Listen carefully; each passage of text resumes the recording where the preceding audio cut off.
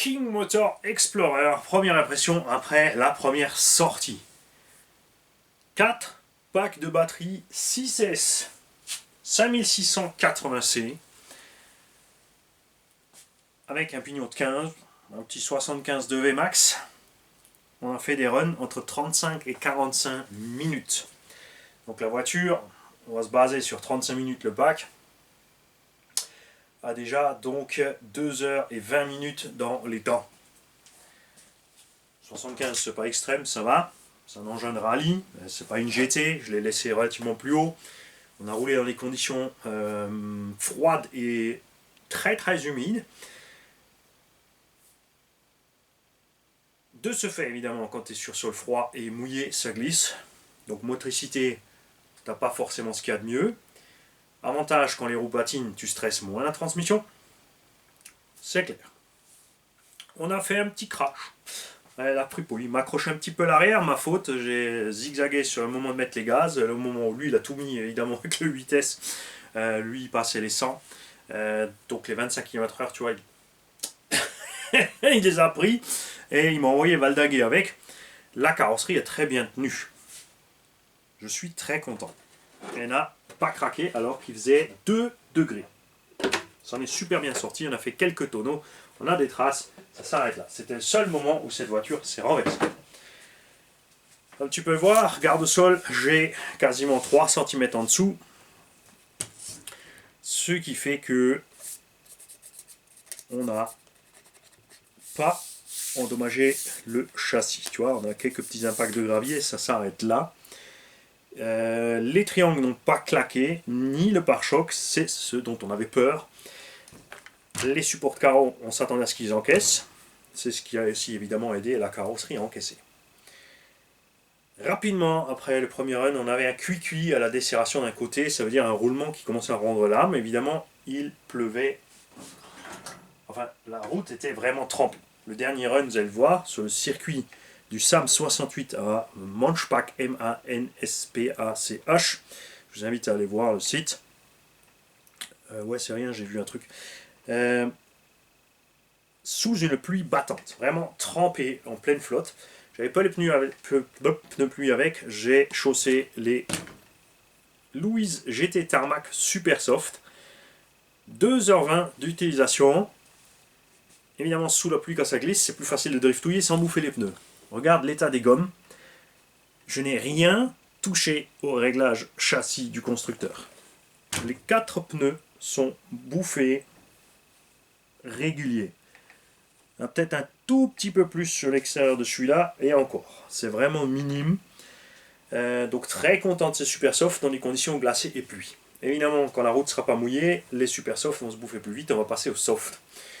Et dommage que Louise ne fasse vraiment pas de gamme medium soft, medium hard et hard. Hein. Ça c'est vraiment dommage.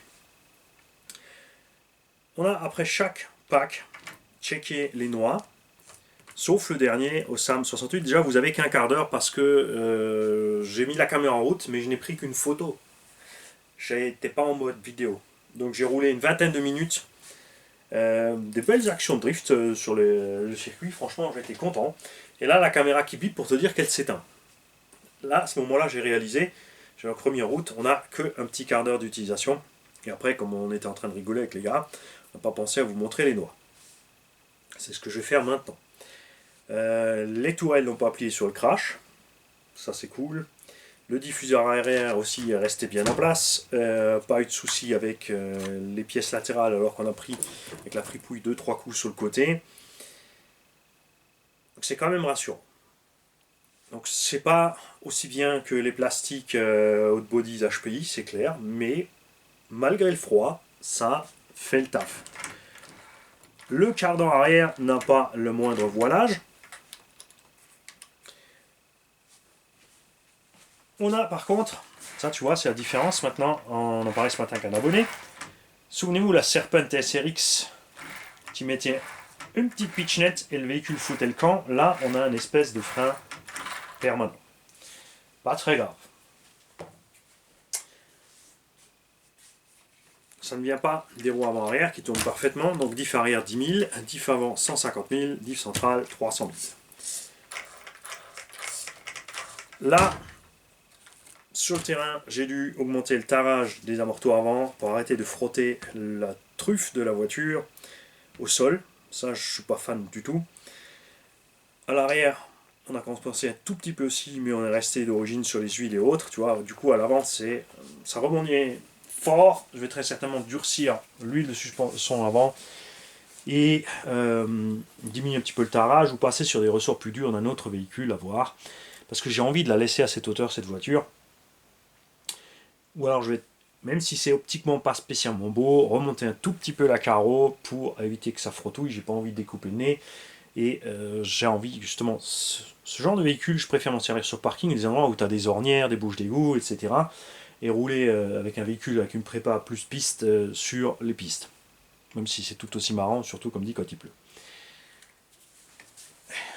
Grosse bémol à la boîte radio, donc les câbles qui passent là qui sont coincés. Donc j'ai modifié le système, j'ai découpé à l'arrière, j'ai passé les câbles là. J'ai eu un souci avec un servo sur le premier test. C'est pour ça qu'on n'a pas d'image, parce que j'ai fait 20 mètres et il a lâché l'affaire. On avait un souci là. Le ventilo est débranché, le ventilo a cramé. Alors est-ce que c'est le ventilo qui a court-circuité le bec, qui a court-circuité le cerveau? Est-ce que c'est le cerveau qui avait un bug, qui a fait sauter le machin, qui a fait sauter le bidule? Ça, c'est le truc que tu ne sauras jamais. Le cerveau, on sait qu'il a lâché tout de suite. Le récepteur est toujours là et le ventilo a lâché en dernier. Donc je ne sais pas ce qui s'est passé. À voir. La vis ici n'était pas trop longue, on n'a pas endommagé le cerveau, on n'a pas de réglage de voltage, donc il n'y avait pas de souci à ce niveau-là. Ce sont les choses qui arrivent. Des milliers de pièces produites. J'en ai déjà monté une bonne cinquantaine ou plus. C'est le seul et unique qui a lâché pour l'instant de ces DS3218 Pro. Le moteur évidemment 4282 est plus que suffisant dans un engin de ce poids. Mais on est bien, justement, comme je cherche pas la vitesse avec celui-là et de temps en temps on va driftouiller un peu, c'est plus sympa d'avoir un moteur avec du couple, avec un pignon pas trop gros, ce qui encaissera mieux les montées en température et le drift en permanence, qui forcément tire sur l'électronique, c'est clair. La couronne en plastique, à mon grand étonnement, évidemment j'avais pas emmené la couronne métal, mais elle a tenu. Elle a pris un gravillon ou deux, on me dit projeté par là vraiment pile là-dedans, mais ça s'est très bien passé. J'adore évidemment le son de l'engin avec cette couronne, c'est génial. Donc je vais faire ce que j'ai fait sur le XB. On va tout simplement coincer une plaque de Lexan là et on va la plier par-dessus ici totalement. On va faire une petite languette devant pour fermer le devant, pour éviter tout simplement aux pierres d'être projetées vers la couronne pour pas que ça se prenne dedans. Ça pourra toujours passer par ailleurs, ça peut toujours arriver, c'est comme ça. Mais ça s'est bien passé, on était quand même sur un parking très gravionneux. Surtout la piste du SAM 68 dont personne s'est servi tout l'hiver. Je ne sais pas ce qu'ils font, hein, mais là c'est sûr que maintenant que je vais y aller, j'espère qu'elle sera exploitée cette piste. Il y a une super structure sur ce circuit et un club. Ceux qui dirigent ce club, ils sont juste géniaux. Ce sont des gens comme vous et moi. Ils sont au courant de la réglementation de la Fédé, mais ils ont tous le même avis à ce sujet. La Fédé, ils sont restés en 1980, il faut qu'ils se réveillent. Donc eux, quand on roule loisir et amical, vas-y, tu roules avec ce que tu veux, comme tu veux. Si ça te prend de faire demi-tour sur le circuit, tout le monde est d'accord, tout le monde fait demi-tour. Tu peux tourner un coup, un pack à gauche, un pack à droite sur le circuit, il n'y a pas de problème, tant que tout le monde évidemment va dans le même sens. Tu peux te faire des nocturnes, etc. Donc vraiment une ambiance d'enfer sur ce club, c'est pour ça que j'y vais. On va y aller. Donc je compte sur vous les mecs, ceux qui sont dans la région Alsace, rendez-vous au club de Manspach. Vous trouvez le code postal, vous trouvez le lieu tout seul, c'est le SAM 68. Vous n'aurez aucun mal à trouver le site internet et la localisation du site. Ils aimeraient bien faire revivre ce circuit un peu plus. Ils sont une vingtaine d'adhérents pour l'instant. Donc c'est un circuit de piste 1.8, 1.10. Possible de faire du 1.5 dessus, il n'y a pas de problème. Il y a de quoi faire, ils y travaillent, parce qu'il y a une grosse demande sur un circuit tout-terrain. Peut-être même faire un coin crawler, quelque chose. Enfin voilà, mais tout ça dans une ambiance calme et détendue. Et évidemment, il faut que tout le monde participe. C'est vrai qu'il y a beaucoup de clubs où il y a beaucoup d'adhérents qui ne viennent, qui n'ont pas le temps, pas l'envie de s'occuper de l'infrastructure, mais il y a un moment il faut, sinon c'est pas viable pour le club, c'est certain. Les noix. Donc, 4 fois 45 minutes, enfin on va dire 4 fois 30 minutes, allez on va être gentil, au bout de 2 heures d'utilisation, on a un marquage sur, tu vas y aller, là, hop, l'axe de cardan a un tout petit marquage, mais les noix, un marquage encore plus minime que ça. Comme dit, condition glissante, ça joue énormément, c'est sûr, même si c'est à la flotte, donc pour l'instant ça va. On est pas mal du tout, ça se défend, je m'attendais vraiment à pire. On verra ce que ça donne dans 10, 20, 30, 40, 50, surtout quand les conditions de piste vont s'améliorer, quand on va augmenter le grip, quand ça va tenir le sol, évidemment, ça risque de taper plus fort dans les noix. D'un autre côté, je peux mettre juste des gommes plus dures pour garder justement ce minimum de glisse, pour être juste entre gérable et ingérable. Parce que j'aime bien. Et on va voir ce que ça donne avec ce châssis, ce qui va se passer. Comme les pièces HPI sont adaptables dessus de tout ce qui est Apache et Hot Bodies VE8, les triangles sont un peu différents que sur le VE8. Je pense que c'est la dernière génération, ça va plus. Je pense que les pièces du Forza Flux seront peut-être plus adaptées que celles du VE8 d'ailleurs. Donc on en parle. Cale de train, ben, j'ai confiance parce qu'on a tapé 2-3 fois sur les trains et tout. Il y a encore les stigmates sur les écrous de roue. Voilà. Ça n'a pas morflé. Pareil, porte fusée, tu te dis ça va péter à la tronche avec ce plastique, mais non. On a par contre, regarde les roulements devant qui ont déjà abandonné l'affaire. Hein. Les roulements sont secoués.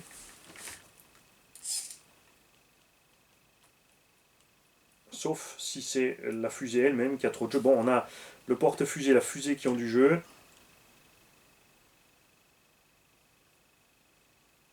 Le roulement bouge un peu dans le porte-fusée aussi. Donc à voir. Donc deux solutions, soit je les change tout de suite pour améliorer la chose, soit on achève les pièces pour pouvoir dire, pour voir exactement ce qui va lâcher, ce qui s'est passé. J'ai envie d'y mettre une dent ou deux en plus, quand même, pour un tout petit peu plus de Vmax sur la ligne droite.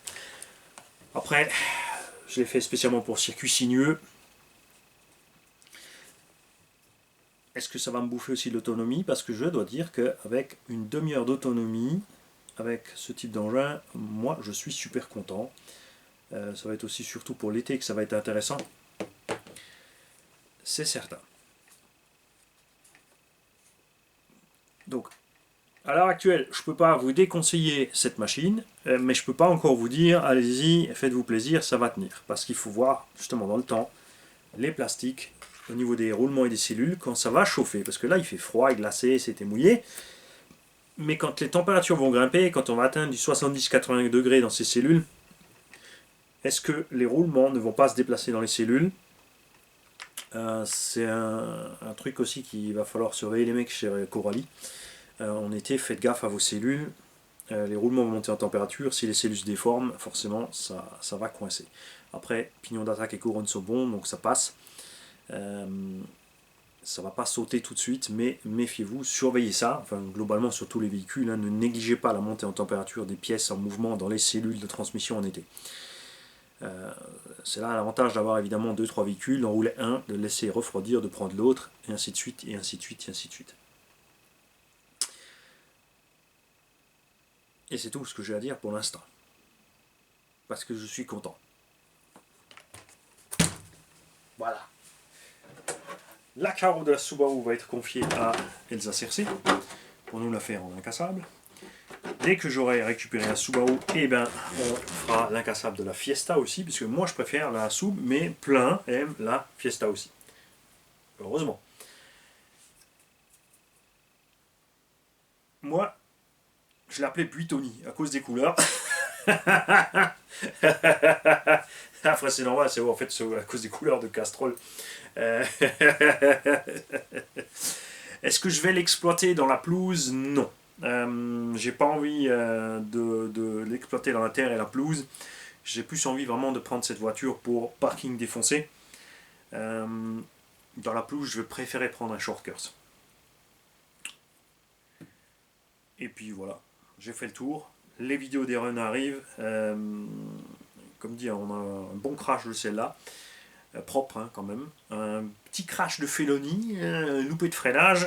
Le reste, ça se passe bien. Sur le circuit, comme il est dégueu, il y a de la mousse, de la flotte, il y a quelques sorties de route, mais rien de grave, dans l'herbe.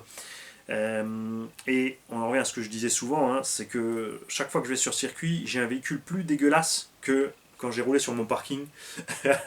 Parce que tous les circuits ont, entre les bandes de bitume, de l'herbe et de la terre, quand c'est mouillé, c'est gadou.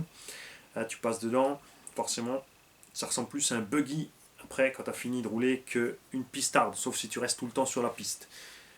Mais ça, c'est pas de mon niveau. Faut dire ce qui est.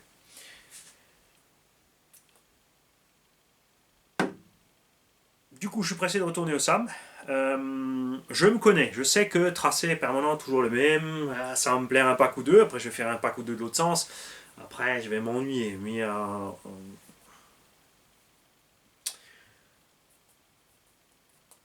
c'est pratique, je vais pouvoir faire tous mes essais, des petits indices. On a ici la petite LC Racing piste, on a la TB04, on a les TT01, TT02, toutes ces machines, je vais pouvoir les préparer tranquillement. On va pouvoir faire des runs sur les circuits, et ce genre-là aussi participe à la Tamiya Europa Cup.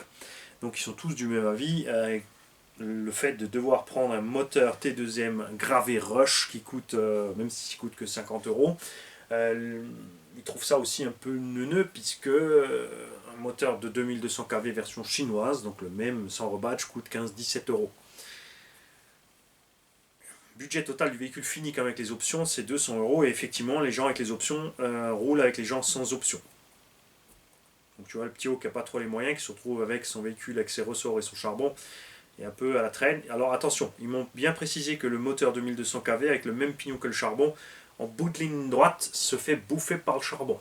Et ouais, le charbon arrive à emmener mieux la vitesse de pointe, mais ça c'est seulement sur les 3-4 premières minutes du pack, les manches durent 8 minutes. Après c'est l'inverse, parce que le moteur, enfin surtout vers fin de pack, le moteur à charbon a bouffé la lipo. Avec ce gros pignon, il est au max de ce qu'il peut faire. Je vous laisse deviner aussi les températures à l'intérieur avec un moteur charbon avec ce pignon là. Et c'est aussi surtout la preuve que ce moteur brushless n'est pas de grande qualité. Quand même. C'est clair et net. Où il y a aussi peut-être le variateur qui est limité, qui n'arrive pas à sortir suffisamment de jus pour permettre d'accéder à cette Vmax plus grande. L'avantage, c'est que quand même tout le monde du coup charbon brushless est au même point, ça c'est sympa de ce côté-là. Il y en a un qui va un tout petit peu plus vite au départ, mais qui devra faire gaffe à son autonomie sur la fin. L'avantage du brushless, justement, la durée dans le temps par rapport au charbon. Je pense vraiment que Tamiya devrait sortir ses kits TT0. Donc soit faire des rollers pour ceux qui veulent les entreposer, ils n'ont pas besoin du moteur charbon et du Vario ni du cerveau, je veux dire, hein, à poil pour les poser, et il n'y a pas besoin de mettre des moteurs charbon et des Vario partout dans les kits, et de laisser les gens qui veulent rouler avec les machines avoir soit un kit déjà brushless d'origine, tout équipé, roulement à billes, brushless et amorto hydraulique, c'est comme des caisses qui existent depuis des plombes, c'est clair. Maintenant, on attend le retour des gens qui participent et qui s'y connaissent niveau organisation. Commentez dans les vidéos, les mecs, on veut tout savoir sur cette Tamiya Europa Cup et sur d'autres cups possibles. Tout ce qui tourne, on veut tout savoir, les mecs. Salut à tous.